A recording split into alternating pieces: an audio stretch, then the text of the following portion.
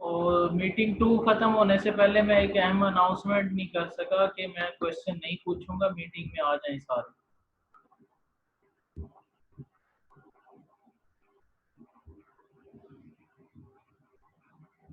अगर आपके पास ग्रुप के हैं, ग्रुप में हैं किसी व्हाट्सएप ग्रुप में, तो उनको बता दें कि मैं नहीं पूछूंगा सवाल, आ जाएं सारे मीटिंग।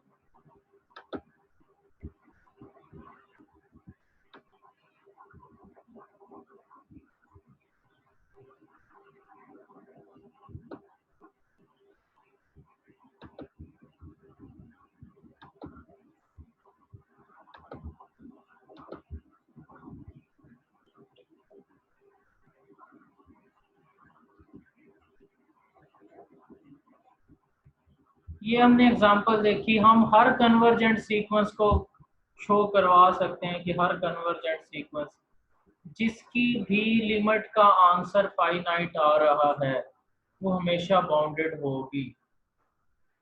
क्यों भला? क्योंकि हमने उसमें एरो पे भी देखा, रियल लाइन पे भी जाके देखा, जो कन्वर्जेंट होगी वो अपनी लिमिट की तरफ कन्वर्ज कर रही होगी, जा रही होगी, और जा रही है तो इसका मतलब वो उसका बड़े से बड़ा आंसर भी हमें पता है कहाँ था, और छोटे से छोटा आंसर भी पता है कहाँ जा रही है वो।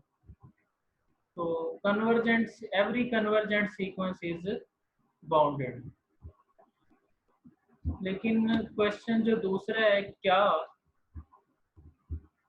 इज अ बाउंडेड सीक्वेंस, क्या कोई बाउंडेड सीक्वेंस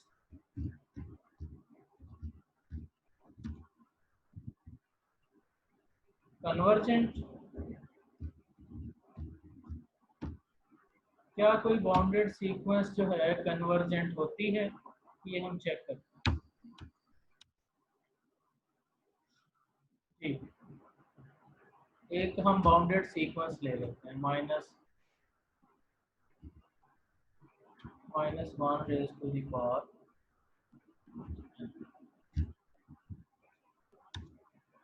जी बेटा, इसका a1 कितना आ जाएगा? -1। a2 कितना आ जाएगा? +1। a3 कितना आ जाएगा? -1। a4 कितना आ जाएगा? +1। a5 कितना आ जाएगा? -1।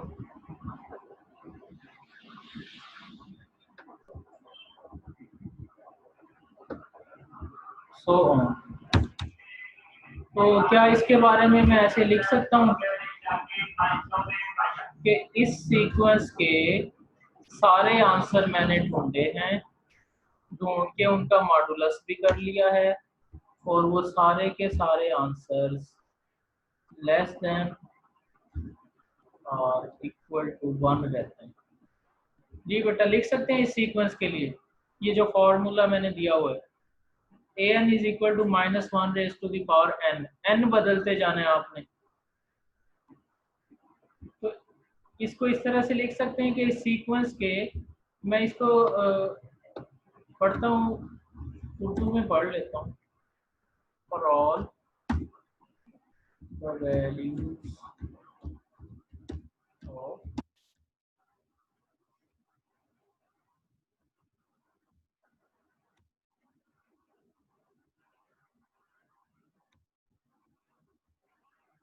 जी बेटा, ऐसे लिख सकता हूँ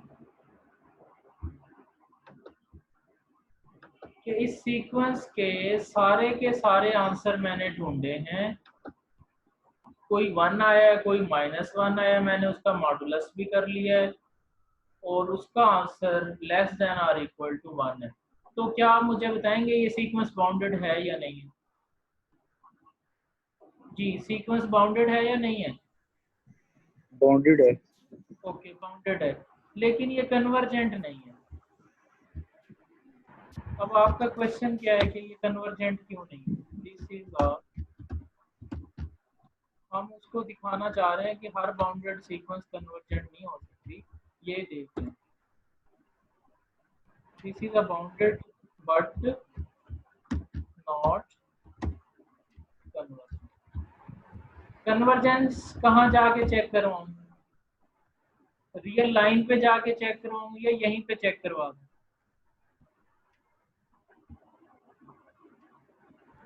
चलें इसको रियल लाइन पे जाके देखते हैं व्हाइट बोर्ड पे।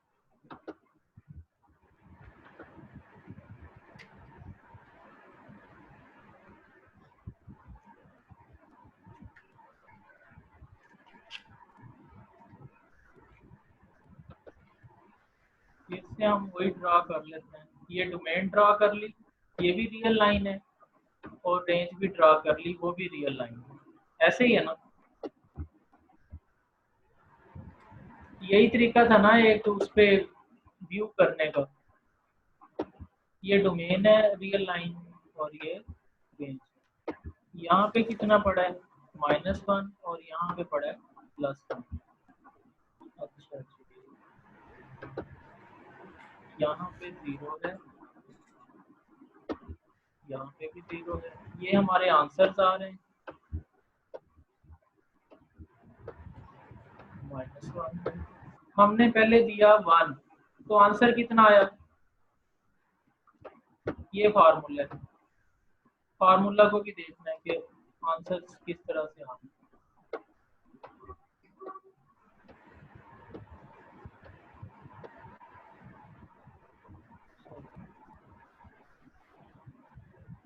-1 raised to the power,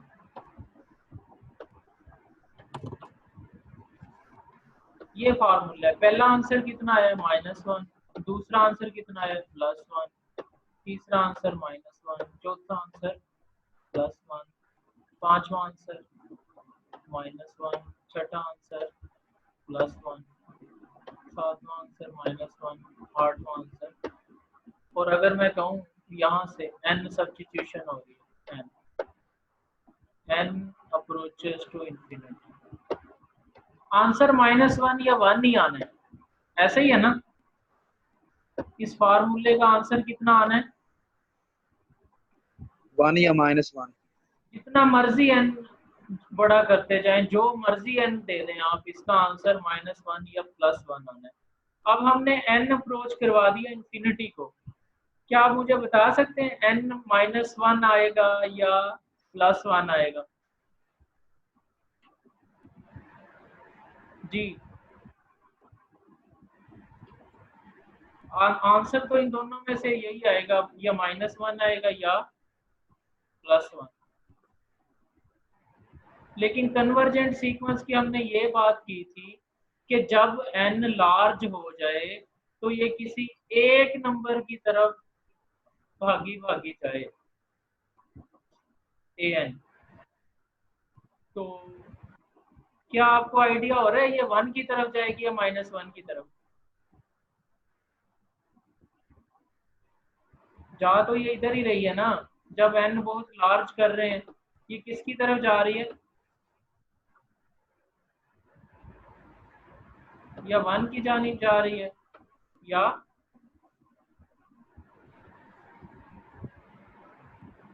-1 की तरफ जा रही है sequence.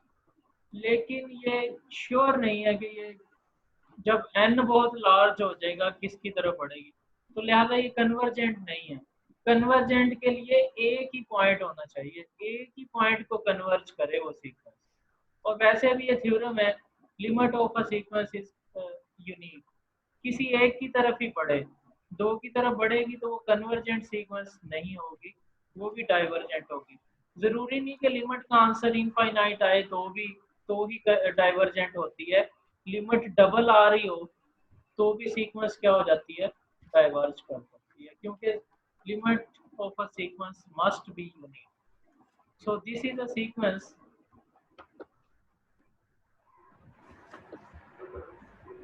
which is convergent but not -1 raised to the power n।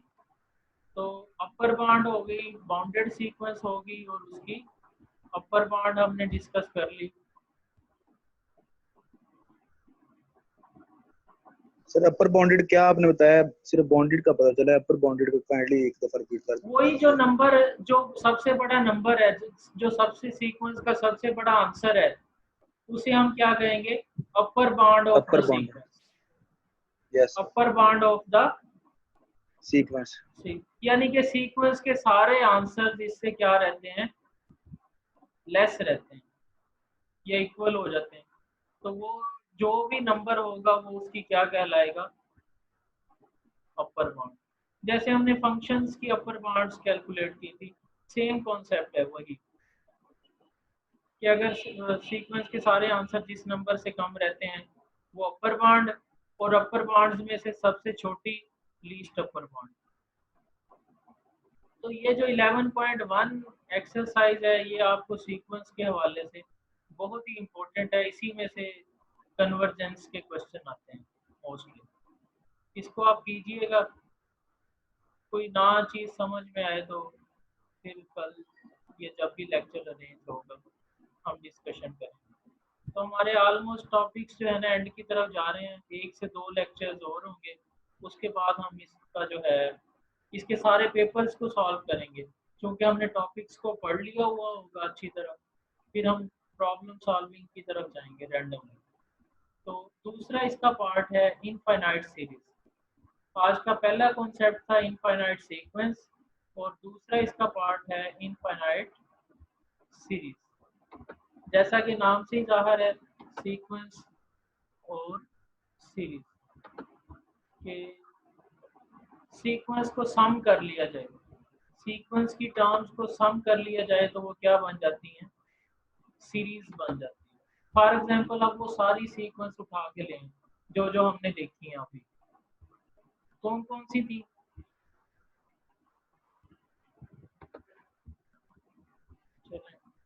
इसमें व्हाइट बोर्ड में जाके देखते हैं ताकि आपको चीज़ें, कल एक स्टूडेंट को चीज़ें थोड़ी क्लियर नहीं हो रही थी, तो मैंने कहा कि आज व्हाइट बोर्ड पे देखते हैं सारी।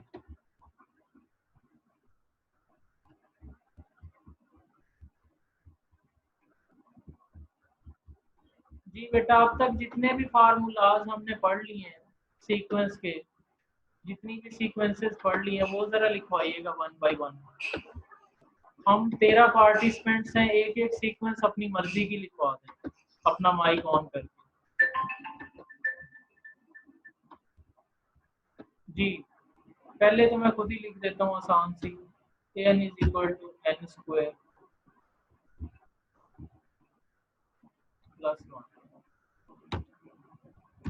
जी दूसरी लिखवाइएगा, सुफियान आप ही लिखवा दें। 1/n + 1। जी आसिफ साहब आप लिखवा दें कोई एक sequence. Sir 1/n × n+1। n जितनी मर्जी बना लें, जो मर्जी लिखते जाएं, आपकी मर्जी। जी और पार्टिसिपेंट्स माइक ऑन करें, तो ये मैं नाम बोलता हूँ। सर 1/। ये बात कर रहे हैं, मोहसिन अली बात कर रहे हैं। जी सर, मोहसिन बात कर जी रहा हूँ। Mohsin Ali, 1/n + 1 to raise power n। n + 1 ji to raise power n। raised to the power, इस सारे की सर n + 1 की, n + 1 की पावर n। ये भी अच्छी सीक्वेंस लिखवाइए। ओके नेक्स्ट पार्टिसिपेंट है इकरा अहमद। इकरा अहमद लिखवाएंगे, कोई भी सीक्वेंस बना दें, फार्मूला ही बनाना है कोई सा। जी जिसमें n अपीयर हो रहा हो।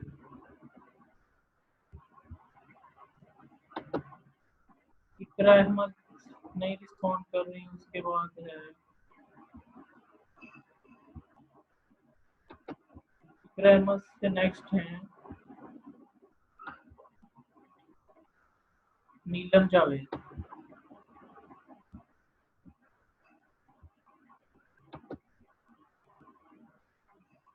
रहमान यूसुफ का है 1/n।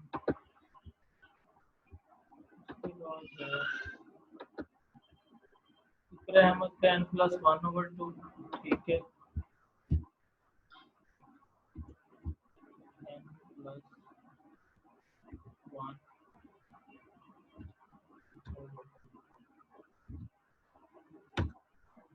n+1/2। जी चले यहाँ से कॉपी कर लेते हैं x raise to the power n। मैं आपके कमेंट्स से ही जो है ना यहाँ कॉपी पेस्ट कर दूँ। तो उसकी ये शुमाइला की है, ये है अल्लाह दिता की।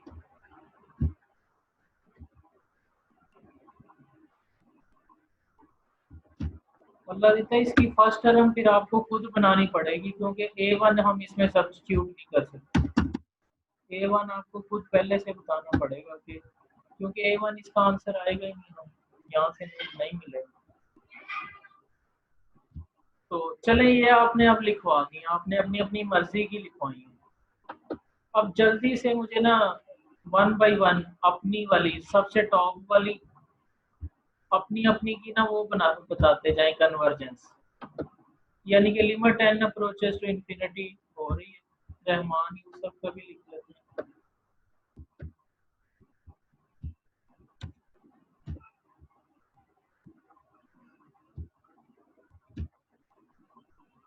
ये ठीक है, मैं नाम नहीं बोलूंगा, अपनी अपनी की ना पहले सबसे टॉप पे जिसको मैं सर्कल करूंगा तो आपको पता चल गया मेरी सीक्वेंस कौन सी है। सबसे ऊपर तो मेरी है,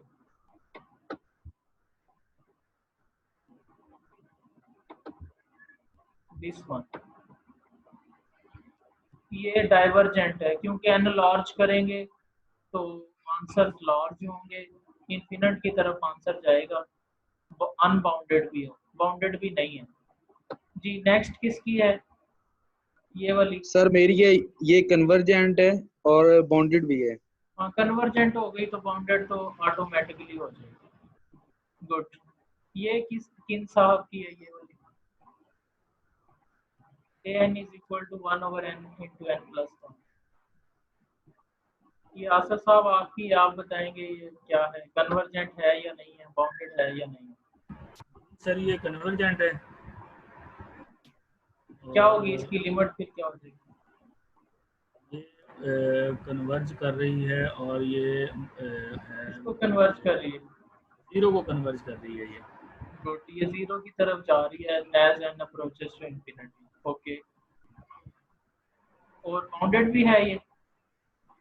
जी सर बाउंडेड भी है। जी, इसकी बॉन्ड क्या हो जाएगी?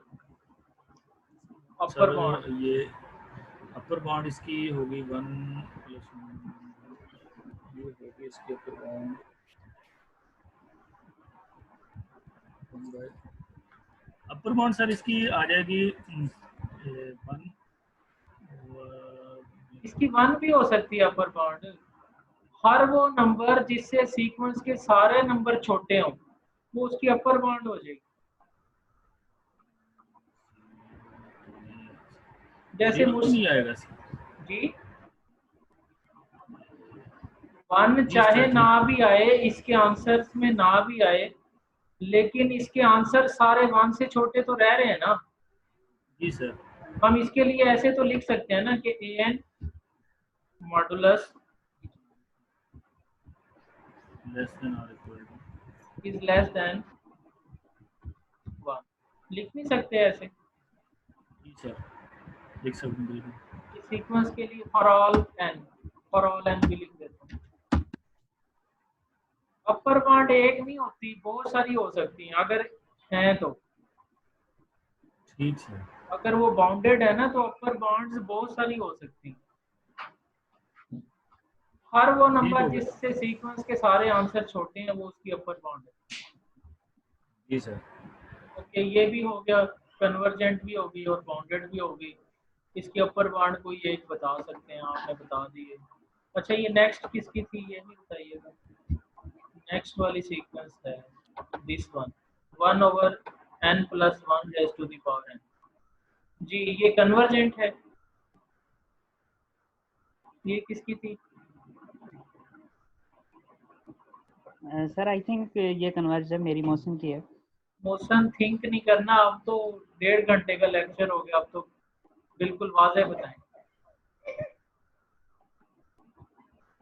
जी सर कन्वर्जेंट है। गुड, कन्वर्जेंट है तो बाउंडेड भी हो गई फिर तो। एवरी कन्वर्जेंट जी sir, sequence is sequence is bounded. Bounded. Bounded भी होगी। कन्वर्ज किसको कर रही है ये बता सकते हैं आप? इसकी लिमिट क्या आएगी?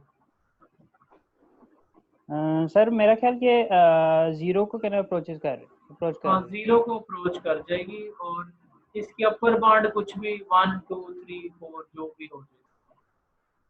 अच्छा नेक्स्ट सीक्वेंस है n+1/2। ये किसकी है? n+1/2। n को देते जाएं, n लार्ज कर दें, कन्वर्ज कर जाएगी डाइवर्ज कर जाएगी।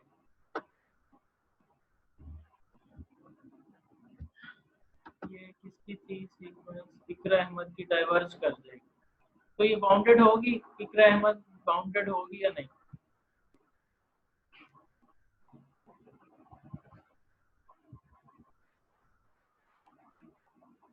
बाउंडेड भी नहीं होगी, अनबाउंडेड हो जाएगी क्योंकि इसकी अपर बाउंड ही नहीं पता चल रही। ओके नेक्स्ट किसकी है? x raise to the power n। इस पे तो हमने आधे घंटे की बहस भी कर ली। इसकी कन्वर्जेंस डाइवर्जेंस किस पे डिपेंड कर रही है? x पे। शुमाइला ये हर किसी के लिए कन्वर्ज नहीं करेगी, x भी आ चुका है मैदान में। x की वैल्यूज पे भी डिपेंड कर रहा है कि ये कन्वर्ज करेगी या डाइवर्ज करेगी।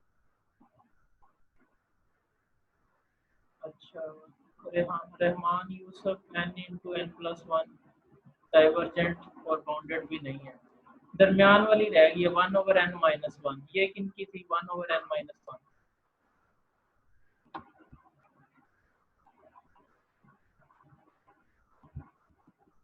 जी 1/n-1 का बता दें। अल्लाह दिता कन्वर्जेंट है, लेकिन इसको थोड़ा सा आपने ना A1 के बारे में पहले से बताना पड़ेगा वरना ये सीक्वेंस ही नहीं रहेगी। ओके अब होपफुली कि आपको बेहतर इनकी सीक्वेंसेस को देखना आ गया है, लेकिन फिर भी बेटा आप इसको देखेंगे सर इधर से 11.1। एक जो है ना रिजल्ट ये भी निकाला जा सकता है कि जो भी 1/, की फॉर्म में हमारे पास फॉर्म आएगी तो वो कन्वर्जेंट होगी और नहीं बाउंडेड नहीं भी होगी। नहीं ऐसे भी नहीं है। ये देखिए मैं आपको एक सीक्वेंस लिख के दिखाऊं। Yes sir. ऐसा नहीं कर सकते। an is equal to 1 divided by x raised to the power n। ये देखते हैं क्या ये कन्वर्जेंट हो जाएगी?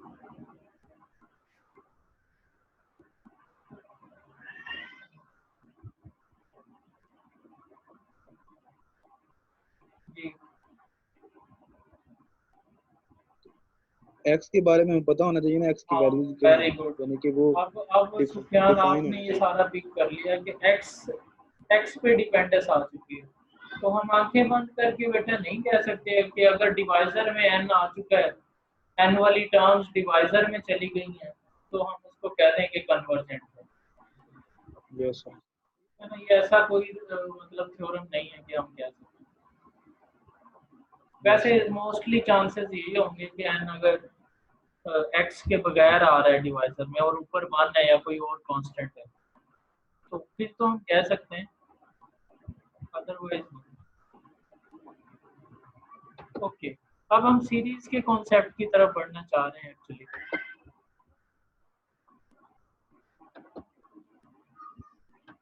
सीक्वेंस तो काफी हद तक हमें क्लियर हो चुकी है। समीशन नोटेशन के बारे में तो आप अच्छी तरह जानते होंगे।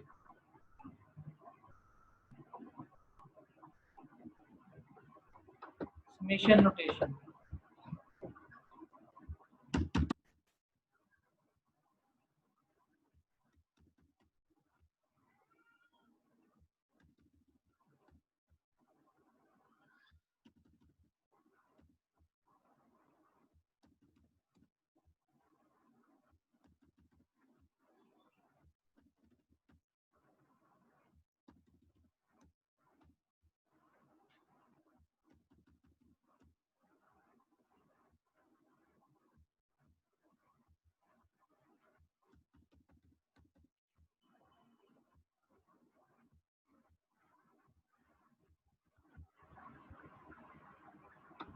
अच्छा, इनके ऊपर अगर सम लगा दिया जाए, समेशन लगा दिया जाए, किसी भी सीक्वेंस के ऊपर क्या लगा दिया जाए, सम का फार्मूला।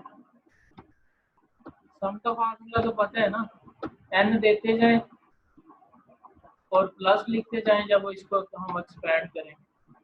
अच्छा, ये इन्फिनिटी 1 टू इन्फिनिटी होगी सारों की लिमिट में अब लिख नहीं रहा, सिर्फ सम लगा रहा। तो ये क्या बन जाए करेगी, सीरीज बन। अगर हम किसी भी सीक्वेंस की सम करना शुरू कर दें, टर्म्स को, सीक्वेंस की टर्म्स को सम करना शुरू कर दें, तो वो क्या बन जाती है, सीरीज बन।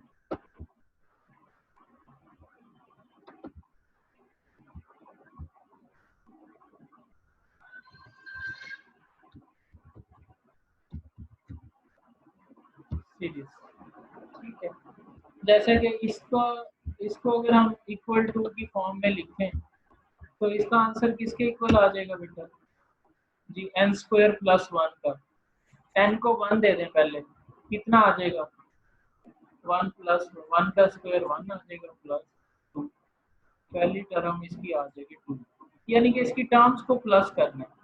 अच्छा, अगला क्या आ जाएगा, 2 का स्क्वायर 4, n को 2 देना है, समीशन एक्सपेंड कर रहे हैं, n को 2 दे दें, 2 का स्क्वायर 4 5 प्लस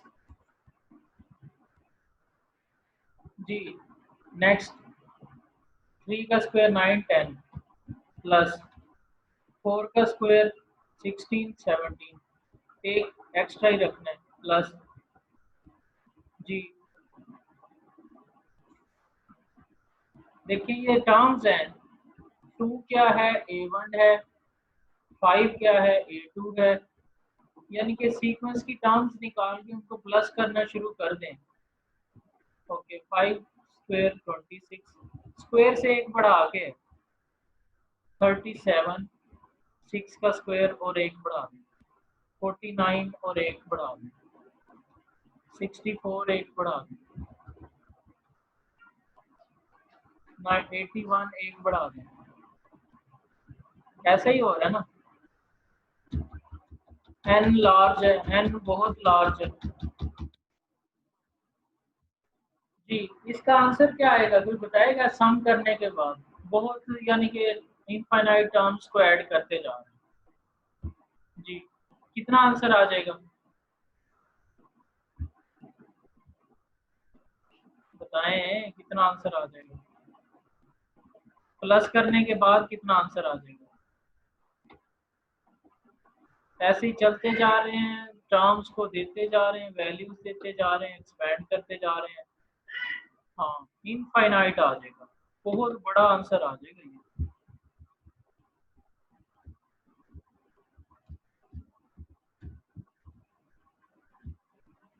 तो हम कहेंगे, यहाँ पे कह देते हैं given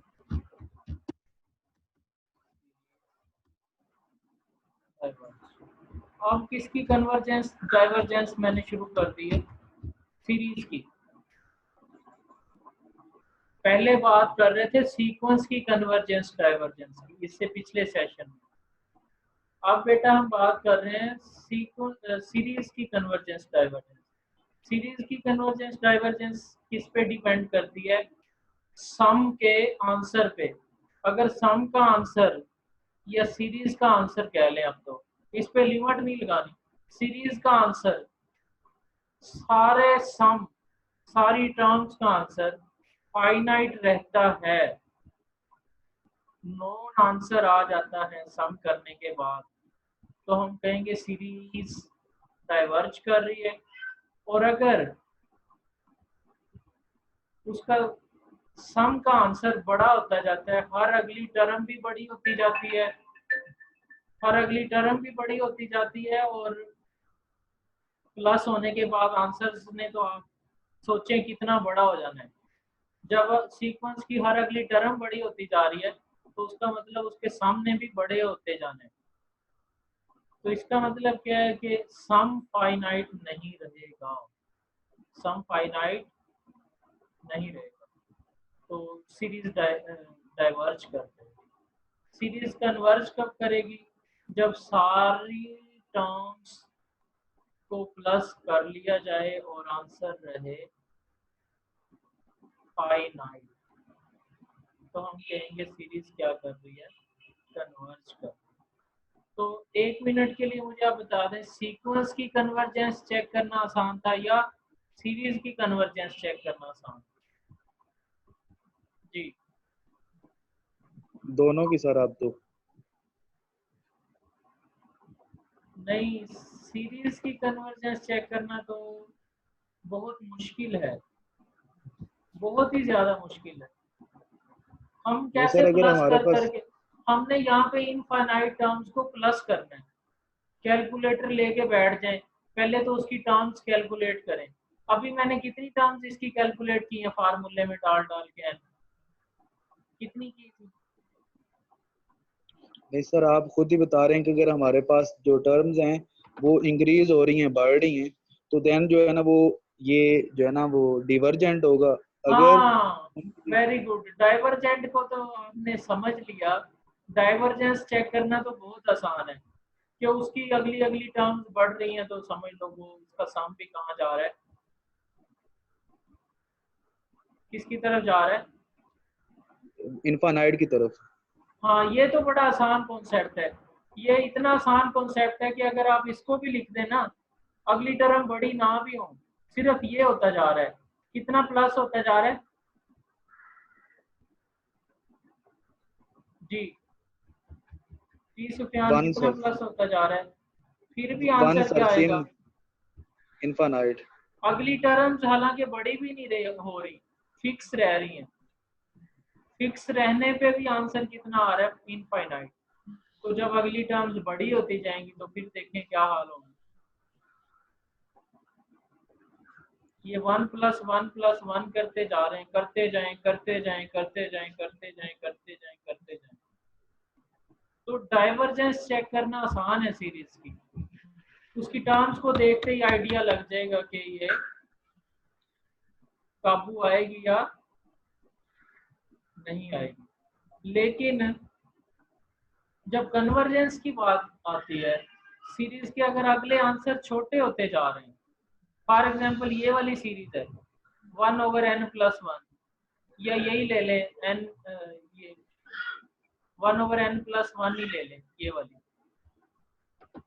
तो उस सूरत में कैसे आइडिया होगा कि ये कन्वर्ज कर रही है या डाइवर्ज कर रही है? और अगर कन्वर्ज कर रही है तो उसके बाद उसके समीशन का आंसर भी बताना पड़ता है कि सम करके आंसर बताएं कितना आता है, फिर अगर कन्वर्ज कर रही है। ठीक है, तो ये कॉन्सेप्ट उससे थोड़ा सा मुश्किल है। इसमें हमने सम करना है इनफाइनाइट टर्म्स को, और कैलकुलेटर के बगैर प्लस करके हमने आंसर भी निकालना है। पहली बात तो इनफाइनाइट टर्म्स ढूंढना मुश्किल है। 5-10 तो मैं ढूंढ लूंगा फार्मूला लगा लगा के, या 100 ढूंढ लूंगा, या 200 टर्म्स ढूंढ लूंगा फार्मूला लगा लगा के, और उनको प्लस भी कर लूंगा कैलकुलेटर से या हाथ से। लेकिन जब आपने इनफाइनाइट टर्म्स को प्लस करना है,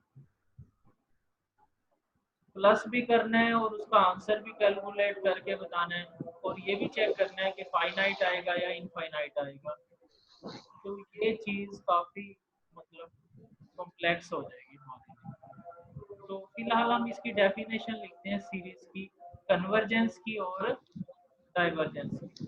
तो सीरीज की अपनी डेफिनेशन क्या हो चुकी है?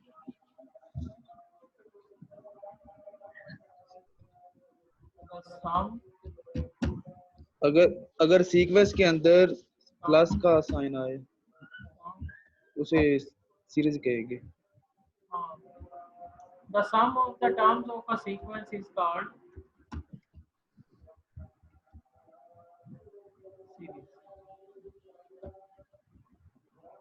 सीक्वेंस की टर्म्स को प्लस करना शुरू कर दें। पहले तो इससे पिछले सेशन में तो हमने सीक्वेंस की टर्म्स को ढूंढना सीखा ना, फार्मूला में पुट कर करके। अब कहते हैं ढूंढ भी लें, सीक्वेंस की टर्म्स को ढूंढ भी लें और उनको प्लस करना शुरू कर दें, तो वो एक नया कॉन्सेप्ट बन जाएगा सीरीज। तो फिर अगला हमारे ज़हनों में क्वेश्चन आया कि प्लस तो कर रहे हैं, प्लस करने का कोई फायदा भी है? आंसर फाइनाइट आता है या इनफाइनाइट आता है? तो मैथमेटिशियन ज्यादा किसके बारे में फिक्रमंद होंगे, कन्वर्जेंस के बारे में या डाइवर्जेंस के बारे में? जी बोले हैं, कोई भी ऑडियंस में से कोई भी क्वेश्चन का आंसर दे। ज्यादा काम की चीज कन्वर्जेंस है या डाइवर्जेंस? कन्वर्जेंट के बारे में करें। हाँ, कन्वर्जेंस है हमारी जो ज्यादा हमारे लिए इम्पोर्टेंस है ना जिसकी, वो कन्वर्जेंस है। इसीलिए आपको पता है कि जो चीज़ इम्पोर्टेंट है उसके लिए स्ट्रगल भी हमें ज़्यादा करनी पड़ेगी। डाइवर्जेंस तो हमने आइडिया लगा लिया, बस टर्म्स बढ़ रही हैं तो सम भी इन्फिनिट की तरफ जा रहे हैं, लेकिन अगर टर्म्स कम हो रही हैं तो कन्वर्जेंस चेक करनी है। A series is called convergent if the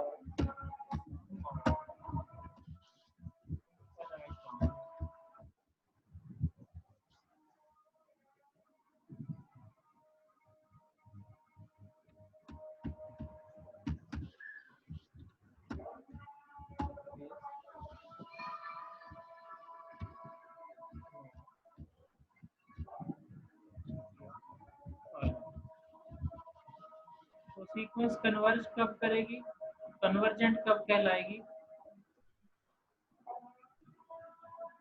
जी अगर उसका सम क्या आ जाता है,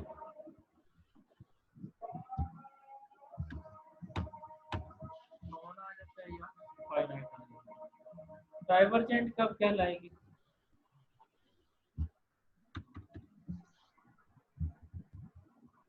डाइवर्जेंट कब कहलाएगी? if the sum is sum of infinite terms of the sequence is infinite।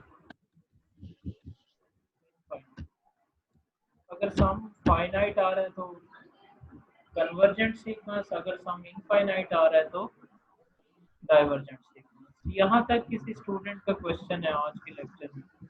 ये बड़ा टफ और बड़ा लेंथी कॉन्सेप्ट है, तो मैं आपको कहता हूँ 11 जो है 11.1 और 11.2 इनको आज लाजमी वक्त दीजिए, 2-3 घंटे इस पे लगाइए, कंज्यूम करें अपना वक्त इस पे।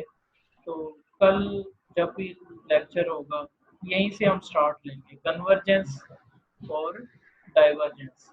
जैसे आपको माशाल्लाह से सीक्वेंस देखते ही पता चलना शुरू हो गया है कि कन्वर्ज कर रही है, डाइवर्ज, हम इसी तरह नेक्स्ट लेक्चर में ये सीखेंगे कि सीरीज कन्वर्ज कर रही है या डाइवर्ज कर रही है। तो ये मीटिंग एंड होने जा रही है, कोई भी क्वेश्चन हो तो आप मुझे व्हाट्सएप पे पूछ सकते हैं या नेक्स्ट मीटिंग जूम मीटिंग में जब भी हो।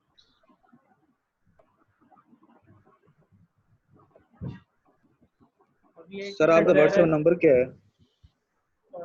मेरा है 0333 033464811 033 सर व्हाट्सएप नंबर 03334264811